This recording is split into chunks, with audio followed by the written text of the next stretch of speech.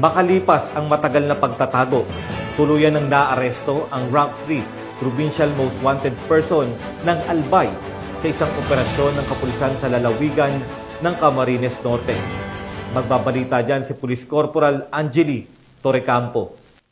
Arestado ang tinaguriang Rank 3 Provincial Most Wanted Person ng Albay ng pinagsanib na operatiba ng RID-5 RSOU Team Albay Lead Unit, RID RSOU 5 Team Camarines Norte at Legazpi City Police Station sa Purok 1, Barangay Santa Elena, Talisay, Camarines Norte. Kinilala ang suspect sa alias na Rico, 24 anyos, walang asawa at residente ng lungsod ng Legazpi sa probinsya ng Albay. Naarestong akusado bandang alas 2:40 ng hapon sa bisa ng warrant of arrest na inisyu ng RTC Branch 9 Legazpi City para sa kasong qualified rape of a minor na walang inirekomendang piyansa at acts of lasciviousness alinsunod sa Article 336 ng Revised Penal Code na may kaugnayan sa Section 5 ng Republic Act 7610 na may inirekomendang piyansang 180,000 pesos. Sa kasalukuyan, nasa kustudiya na ng Legazpi CPS ang suspect para sa kaukulang dokumentasyon at tamang disposisyon. Ang matagumpay na operasyon ay nagpapakita ng mabilis, maayos at epektibong aksyon ng kapulisan sa pagtugon sa mga kasong kriminal. Patunay rin ito ng masinsinang investigasyon at pagtutulungan ng iba't ibang unit ng PNP para sa kapakanan ng publiko at pagpapanatili ng kaayusan sa komunidad.